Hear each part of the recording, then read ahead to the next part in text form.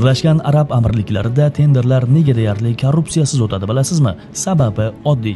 Bu yerda davlat xaridlarining barchasi to'liq raqamlashtirilgan. Qog'ozbozlik yo'q, tanish-bilish yo'q, hammasi onlayn. Tenderlar maxsus davlat platformalarida e'lon qilinadi. Kompaniyalar bir marta ro'yxatdan o'tadi va barcha hujjatlarni yuklaydi. Keyingi tenderlarda esa faqat taklif berish kifoya qiladi. Eng qiziq tomoni shundaki, bu yerda faqat eng arzon narx yutmaydi. Narx bilan birga sifat, tajriba va kompaniyaning obro'si ham baholanadi. Takliflar yopiq holda qabul qilinadi va belgilangan vaqtda avtomatik tarzda ochiladi.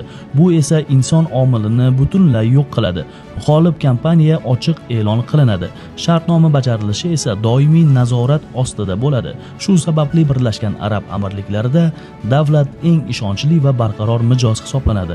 Bizda tenderlar qanday o'tkaziladi? Fikringizni izohlarda yozib ketishni unutmang.